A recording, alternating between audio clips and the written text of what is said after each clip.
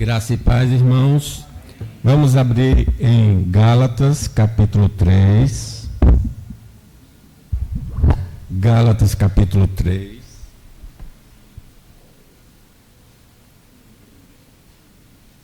Gálatas, capítulo 3. Eu farei uma oração. Ó Deus, rogamos a ação do Espírito Santo no entendimento da Tua palavra. Que Ele venha nos guiar toda a verdade.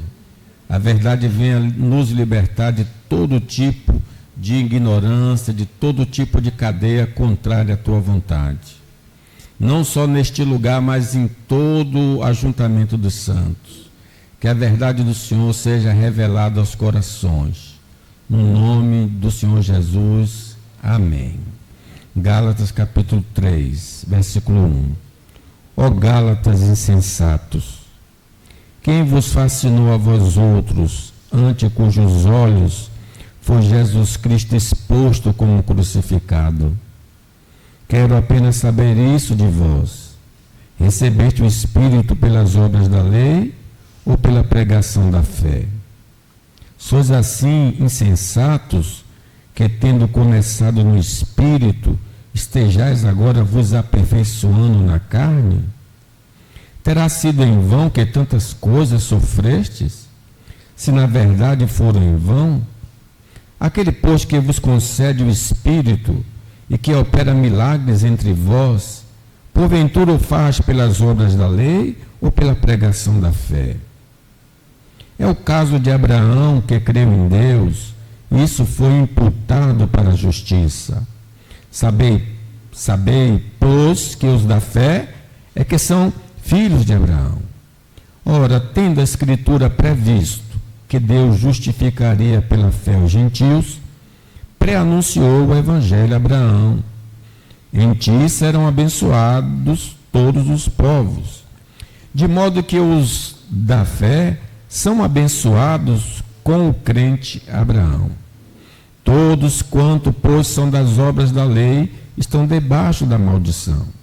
Porque está escrito: maldito todo aquele que não permanecer em todas as coisas escritas no livro da lei para praticá-las. E é evidente que pela lei ninguém é justificado diante de Deus, porque o justo viverá pela fé. Ora, a fé não procede a lei não procede de fé, mas aquele que observar os seus preceitos, por eles viverá. Cristo nos resgatou da maldição da lei, fazendo-se Ele próprio maldição em nosso lugar. Porque está escrito: maldito todo aquele que for pendurado em madeiro. Para que a bênção de Abraão chegasse aos gentios em Jesus Cristo, a fim de que recebêssemos pela fé o Espírito prometido. Irmãos, falo como homem. Ainda que uma aliança seja meramente humana, uma vez ratificada, ninguém a revoga ou lhe acrescenta alguma coisa. Ora, as promessas foram feitas a Abraão e ao seu descendente. Não diz, e aos descendentes, como se falando de muitos, porém como de um só, e ao teu descendente, que é Cristo. E digo isto: uma aliança anteriormente confirmada por Deus, a lei, que veio 430 anos depois, não pode abrogar de forma que venha a desfazer a promessa. Porque se a herança provém da lei, já não decorre de promessa. Mas foi pela promessa que Deus concedeu gratuitamente a Abraão. Qual, pois, a razão de ser da lei?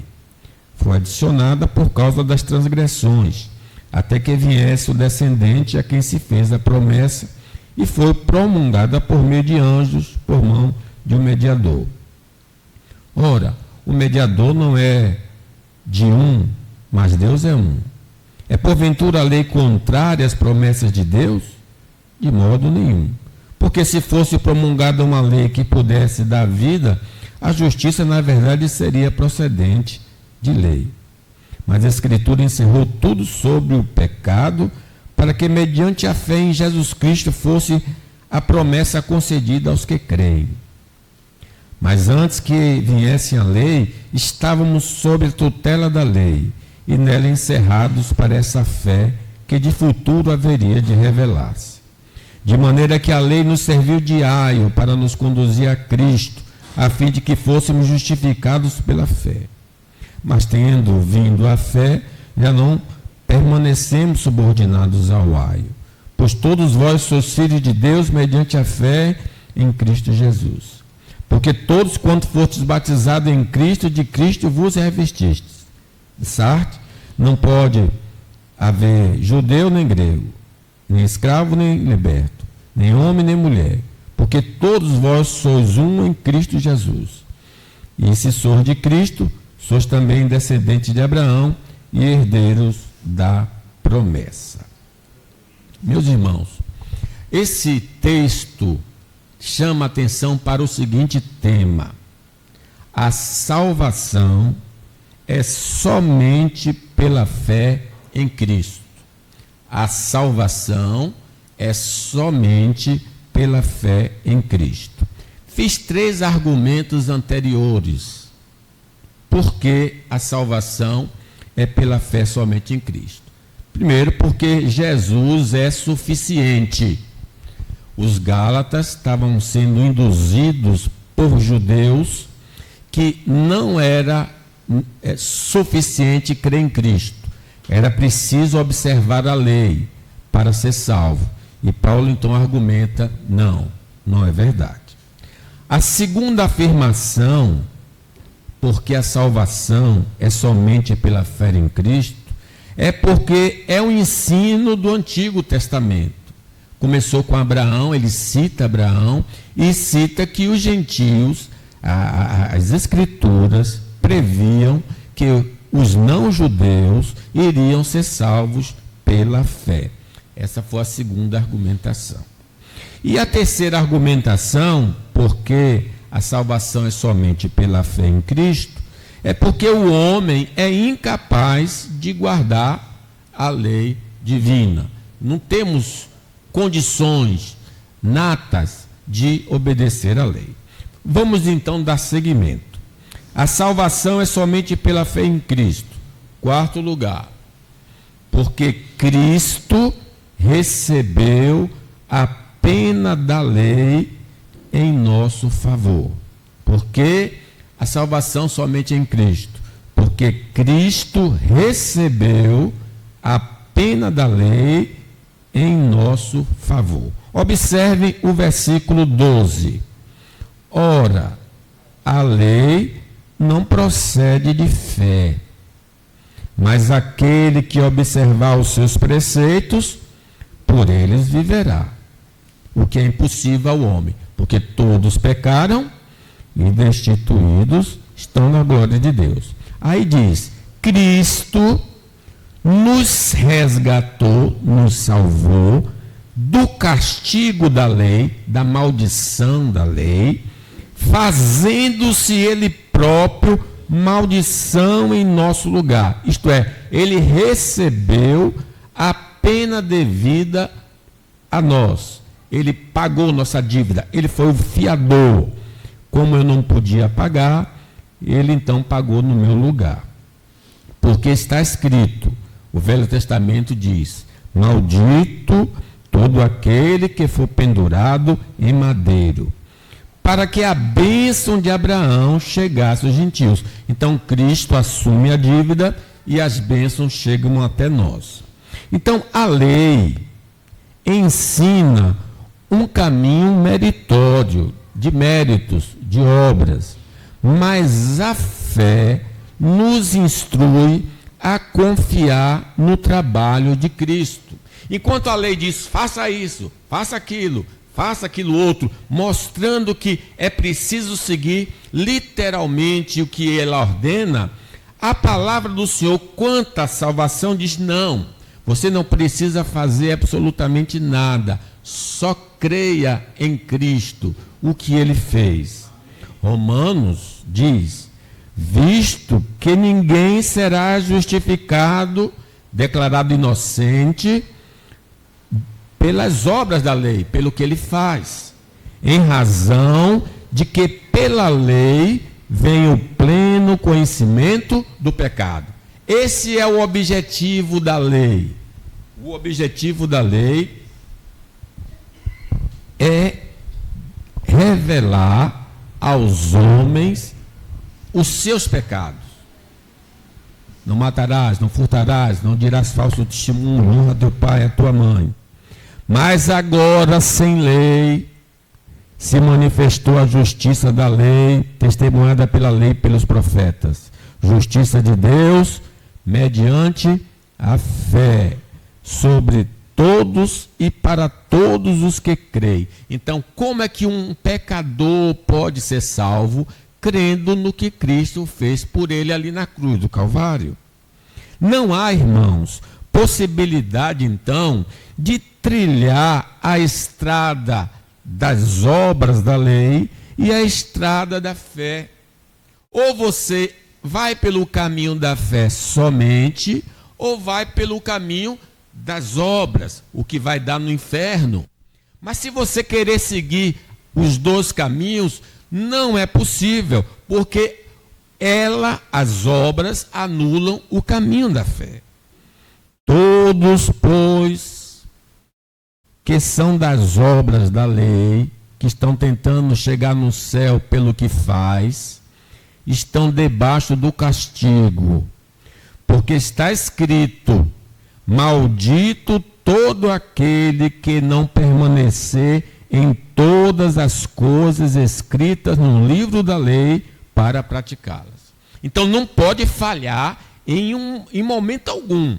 Tem de seguir a linha reto, nunca se desviando, nunca tomando uma multa. E é evidente, diz o apóstolo, que pela lei então ninguém vai ser declarado inocente, porque o justo viverá pela fé.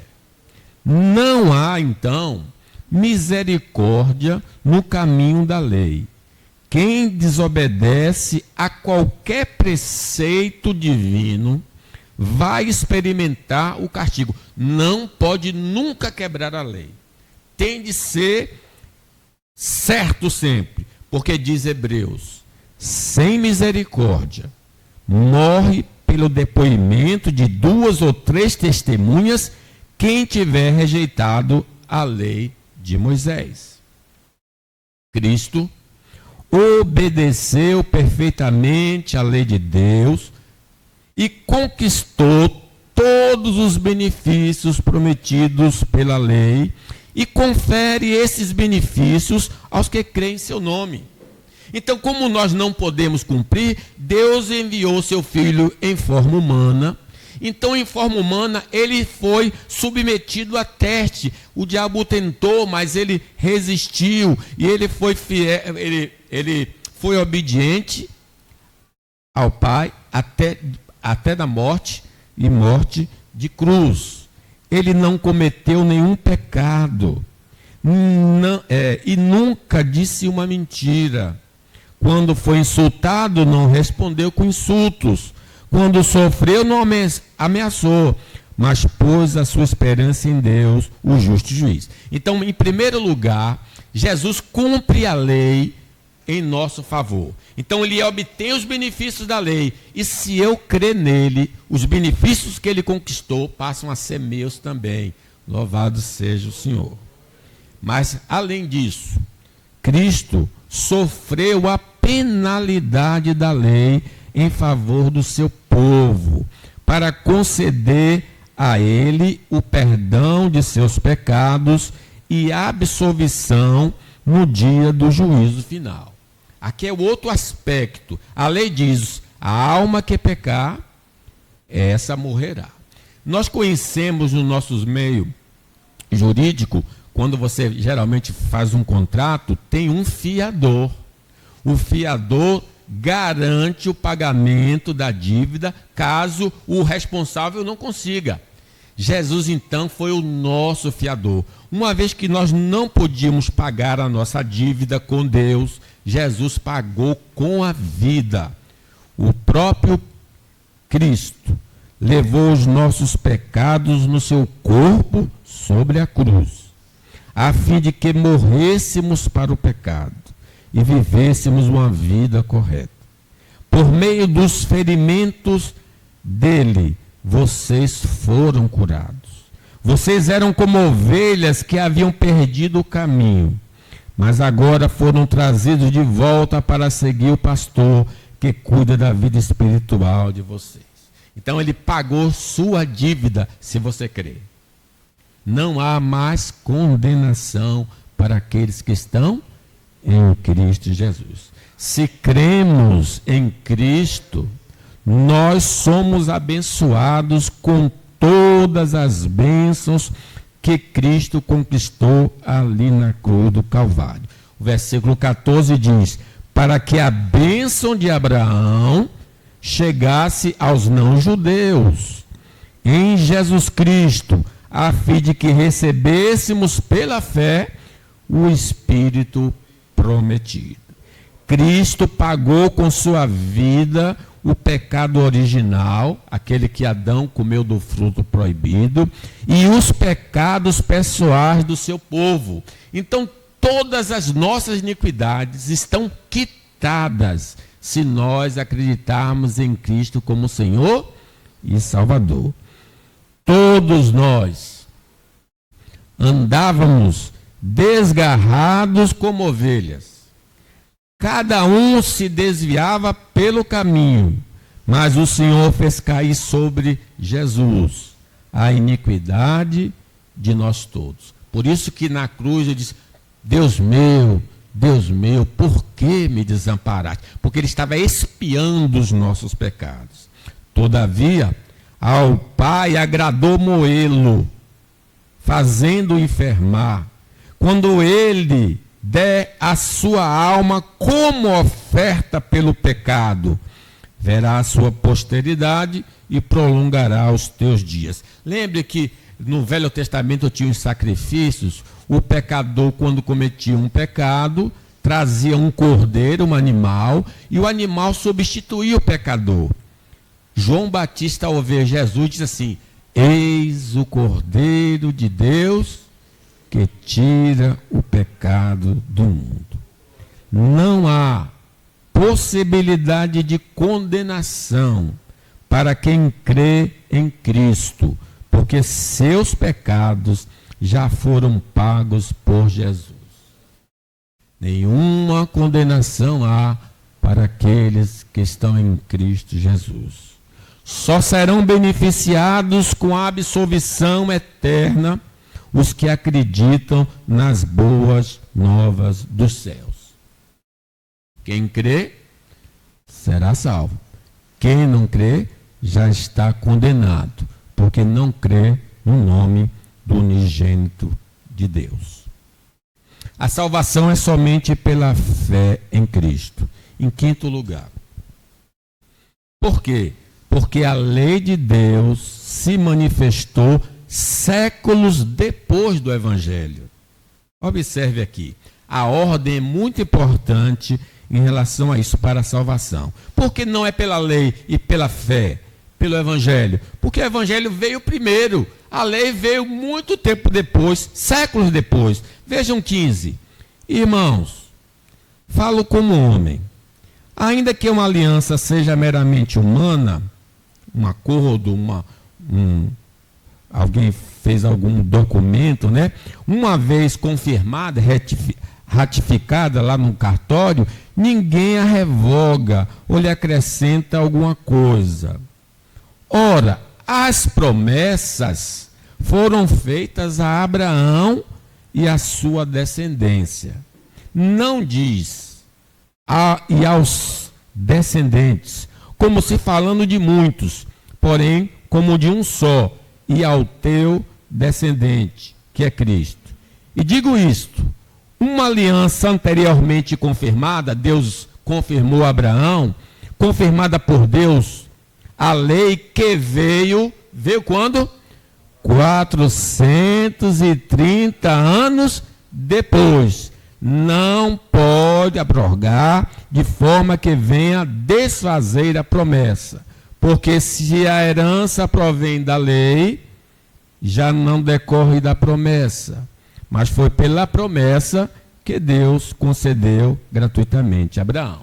Então Deus estabeleceu de maneira irrevogável a salvação pela fé antes da lei ser dada a Moisés, para deixar claro que só existe um caminho de salvação para a humanidade, que é a fé somente. Então eu não preciso observar a lei para ser salvo, eu preciso crer no que Deus fez por mim ali na cruz.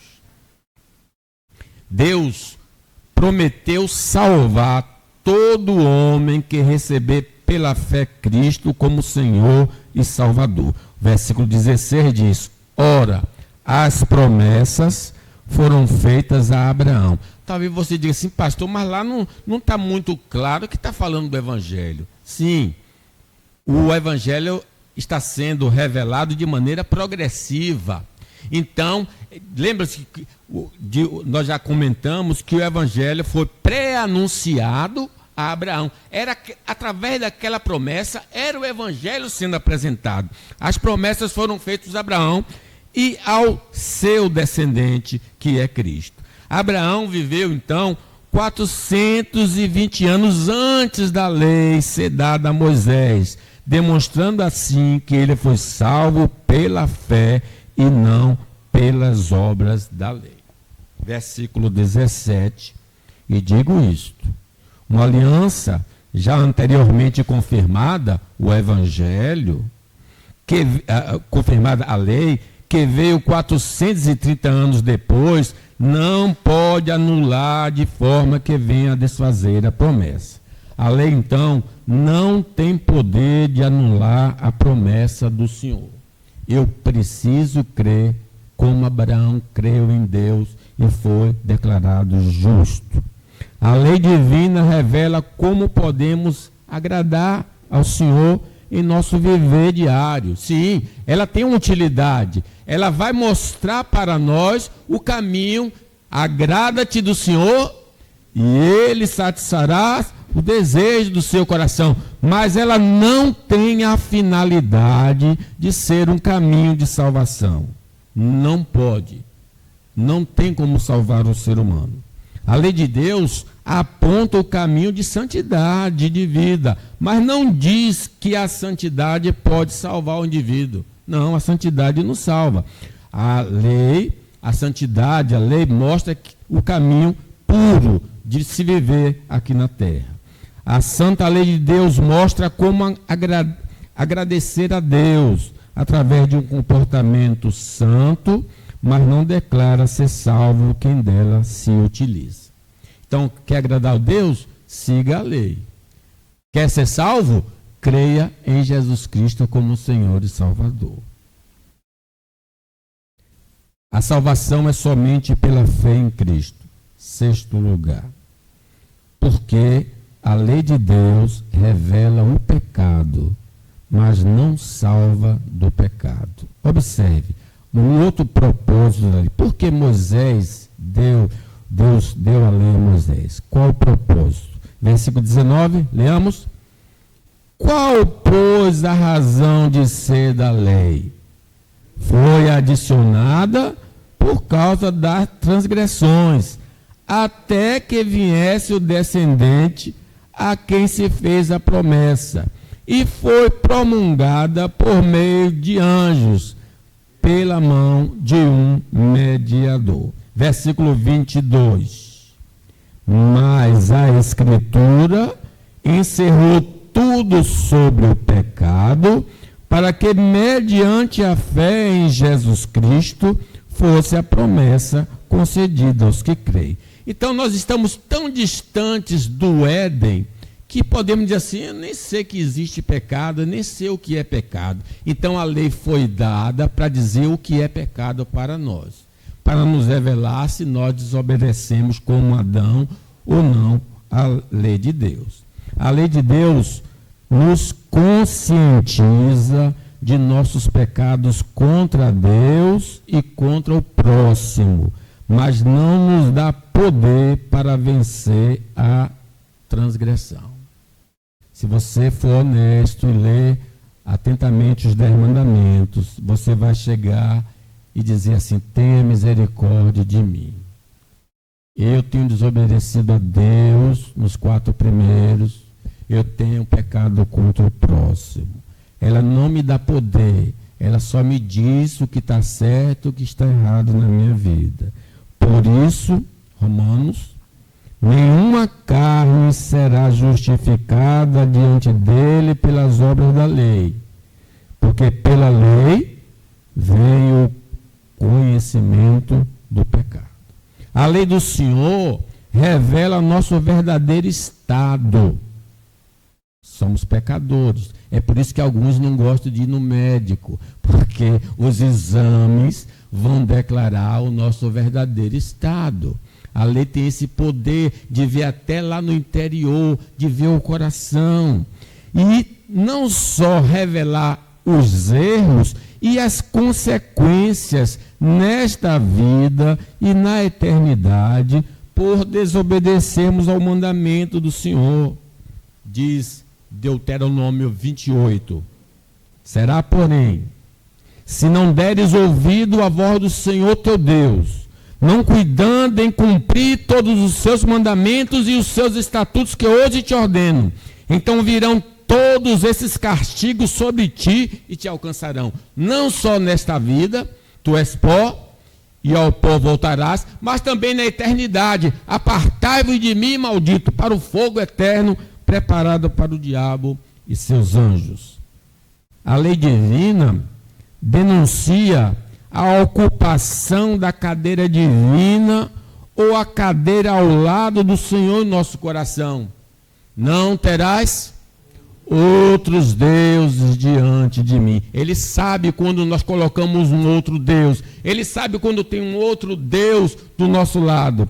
A lei divina denuncia os mandamentos de Deus, protestam a nossa devoção às coisas que nenhum valor tem, em vez do Deus vivo e verdadeiro. Em vez de adorarmos a Deus, adoramos a nós mesmos ou outras coisas. Não farás para ti imagem de escultura, nem semelhança alguma do que há em cima nos céus, nem embaixo na terra, nem nas águas debaixo da terra. Não as adorarás, nem lhes dará culto, porque eu sou o Senhor teu Deus, o Deus zeloso, que visito a iniquidade dos pais nos filhos até a 3ª e 4ª geração daqueles que me aborrecem. A lei de Deus censura as nossas promessas feitas ao Senhor que nunca tínhamos a intenção de cumprir. Por isso que tem um mandamento: não tomarás o nome do Senhor teu Deus em vão. É juramento no casamento, é juramento no batismo, é juramento. Senhor, me dá um emprego, que eu vou fazer isso, aquilo. E nunca cumprimos a ordem do Senhor, ou o que prometido ao Senhor. Não tomarás o nome do Senhor teu Deus em vão, porque o Senhor não terá por inocente o que toma o seu nome em vão. A lei do Senhor reclama do dia que deveria ser dedicado a Ele, mas nós usamos como bem nos parece. Sim, Ele nos deu 6 dias, mas no 7º devemos dedicar ao Senhor. Lembre-te do dia de sábado para o santificar. 6 dias trabalharás, farás toda a tua obra, mas o 7º dia é o sábado do Senhor teu Deus. Não farás nenhum trabalho, nem tu, nem teu filho, nem tua filha, nem o teu servo, nem a tua filha, nem o teu animal, nem um forasteiro das tuas portas para dentro, porque em 6 dias fez o Senhor os céus e a terra, o mar e tudo que neles há, e no 7º dia descansou. Por isso o Senhor abençoou o dia de sábado. Então nós não consagramos um dia para Deus. Estamos na televisão, estamos num parque, estamos fazendo qualquer outra coisa, mas não adorando o Senhor. Os preceitos de Deus reprovam nossa insubmissão às autoridades que Ele colocou em nossa vida. Honra teu pai e a tua mãe, não só em casa, mas na igreja, no estado, a pessoa mais velha. A lei de Deus denuncia o nosso sentimento assassino, nossas palavras e ações destruidoras contra o próximo. Não matarás, diz o Senhor. Os mandamentos de Deus reprovam nossa impureza sexual de mente, de palavras e físicas, que nos tornam sujos aos olhos de Deus. Não adulterarás. A lei de Moisés joga no ventilador nossa desonestidade para com Deus e com o próximo. Não furtarás. Os preceitos do Senhor não admitem a falsidade, a calúnia, a maledicência, os nomes feios e toda linguagem que não condiz com a verdade. Não dirás falso testemunho. A lei de Deus reprova toda inveja, cobiça contra os homens feito à imagem de Deus. Não cobiçarás a casa do teu próximo, não cobiçarás a mulher do teu próximo, nem o teu servo, nem a tua serva, nem o seu boi, nem o seu jumento, nem coisa alguma que pertença ao próximo. Então, quando a gente lê, a gente é humilhado diante da lei do Senhor. Não há esperança para nós através da observância da lei. A lei de Deus nos coloca em nosso verdadeiro lugar. Somos transgressores da lei. Ora, sabemos que tudo o que a lei diz, aos que vivem na lei, o diz para que se cale toda a boca e todo mundo seja culpável diante do Senhor. Ela realmente humilha e nos coloca no verdadeiro lugar. A lei de Deus diz que o inferno nos aguarda quando deixarmos esta vida por causa dos nossos próprios pecados. Então, lhes direi claramente: nunca vos conheci. Apartai-vos de mim, os que praticais a iniquidade. A salvação, irmãos, é somente pela fé em Cristo. Em sétimo lugar, porque a lei de Deus tem a finalidade de apontar para o Salvador. Ela não só revela o nosso pecado, mas ela diz assim: olhe, procure Jesus. Você precisa de Jesus. Observe aí no versículo 23. Mas, antes que viesse a fé, estávamos sob a tutela da lei e nela encerrados, para essa fé que de futuro havia de revelar-se. De maneira que a lei nos serviu de professor, para nos conduzir a Cristo, a fim de que fôssemos justificados por fé.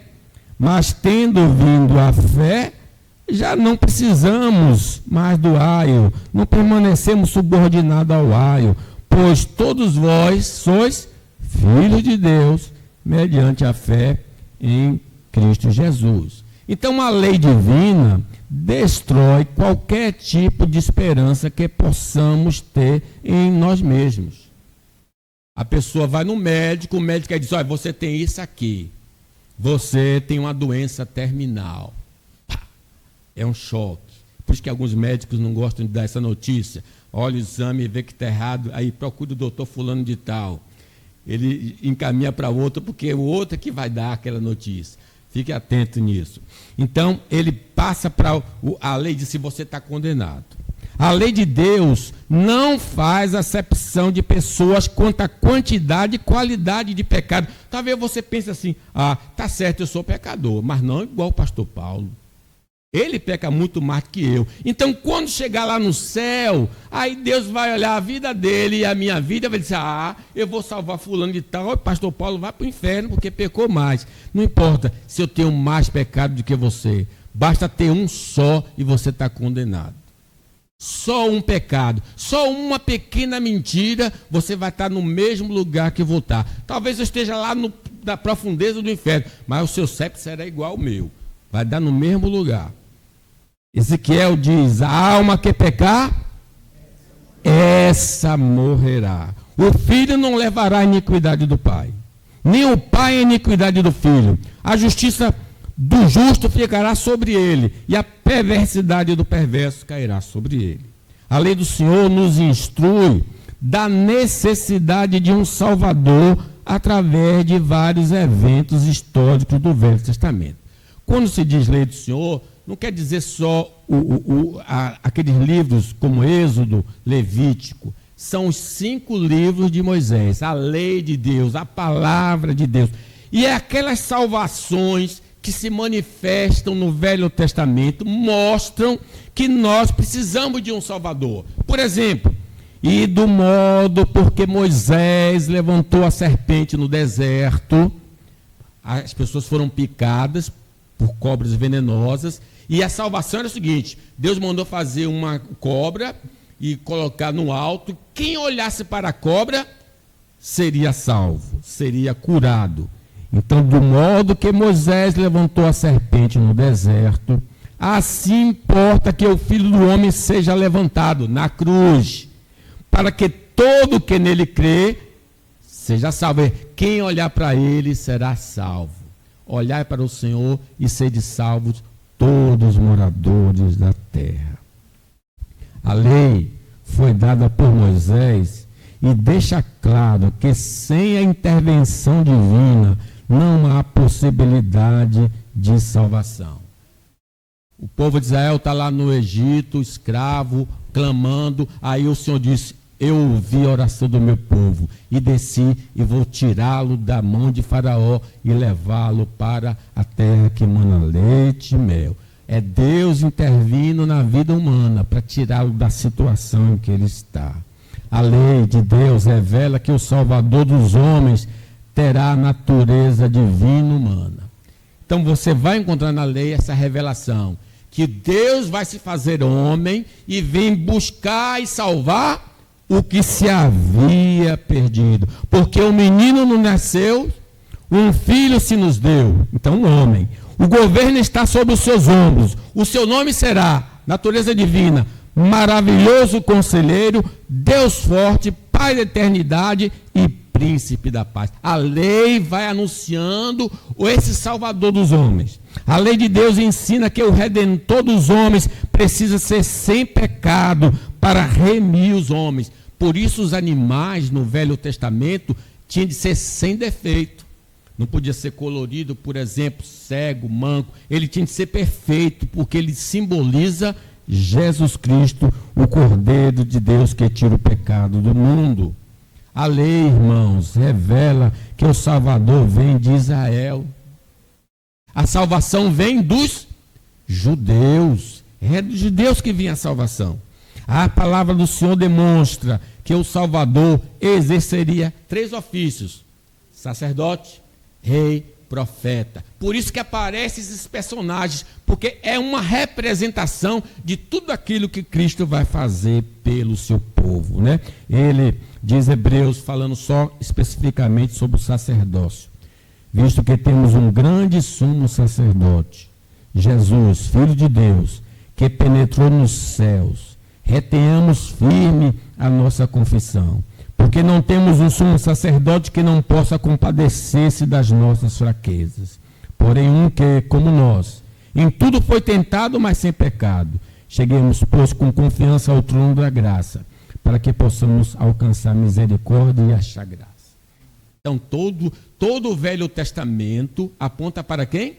Jesus. O próprio Jesus falou aos discípulos de Emaús, começando por Moisés, pelos Salmos, pelos profetas, tudo que estava escrito acerca do Salvador. A Santa Palavra de Deus nos ensina sobre o ministério de sinais e de doutrina do Salvador do mundo. O Espírito do Senhor está sobre mim. Ele me ungiu a pregar as boas novas aos quebrantados, enviou-me a curar os quebrantados de coração, a proclamar libertação aos cativos. Ele lê essa passagem na Escritura e diz: hoje se cumpriu essa Escritura. Quer dizer, tudo está apontando para o Senhor. O Velho Testamento revela a morte, revela a ressurreição, revela a exaltação e revela o retorno do Senhor Jesus Cristo. Em outras palavras, o Evangelho está todo no Velho Testamento. O Velho Testamento é a boa notícia para todos os homens. O objetivo do Antigo Testamento é revelar o Salvador, Cristo, aos perdidos, honestos e tardos de coração, para que tudo que os profetas disseram, Porventura não convinha que o Cristo padecesse e entrasse na sua glória? E começando por Moisés, discorrendo por todos os profetas, expunha-lhes o que a seu respeito estava em todas as Escrituras. Louvado seja o nome do Senhor. Meus irmãos, a salvação só pode ser pela fé. A salvação é somente pela fé. Essa é a última afirmativa. 8. Porque só os que estão em Cristo desfrutam dos benefícios da salvação. Só os que estão em Cristo desfrutam dos benefícios da salvação. Veja aí o versículo 27. Leamos aí até o 29. Porque todos quanto fortes batizados em Cristo Jesus, vos revestistes. Dessa arte não pode haver nem judeu, nem grego, nem escravo, nem liberto, nem homem, nem mulher, porque todos vós sois um em Cristo Jesus. E se sois de Cristo, também sois descendentes de Abraão e herdeiros segundo a promessa. Você tem de aceitar Jesus para que o que ele conquistou seja seu. Não podemos, então, nos livrar da culpa do pecado se não crermos em Cristo, que pagou com a vida as nossas transgressões. Muitos estão vivendo com sentimento de culpa. Por quê? Porque não estão olhando para o Cordeiro de Deus que tira o pecado do mundo. Não podemos usufruir de uma linguagem limpa se Cristo não habita em nós. Não estou dizendo que o crente não é grosso nas palavras ou, infelizmente, dá algum tipo de nome feio. Eu estou dizendo que quando eu aceito Cristo, Ele modifica a minha linguagem. Ele coloca uma brasa na minha boca e purifica meus lábios. De sorte que eu vou me aperfeiçoando, e aquelas coisas velhas, em outras palavras, aquele que está em Cristo é uma nova criatura. Não podemos experimentar a libertação do pecado se não acreditamos em Jesus como Senhor e Salvador. Não quer dizer que o crente não peca, mas o crente não é mais escravo, porque se o Filho vos libertar, verdadeiramente sereis livres. Não podemos estar livres da possessão demoníaca se não confiamos verdadeiramente em Cristo, que envia seu Espírito para morar em nosso corpo mortal. Muitos que estão nas igrejas acham que crente pode ser possuído. Só pode ser possuído, meu amigo, se você não tem Jesus como Senhor e Salvador. A Escritura não foi lavrada e o Espírito Santo não está morando na sua vida, porque quando o Espírito Santo vem morar na sua vida, o maligno não pode tocar mais em você. Não vamos usufruir do presente, nesse presente, da nossa morada eterna, se não entregamos nossa vida a Jesus. Quantos crentes que não têm nenhuma esperança quanto ao novo céu e nova terra.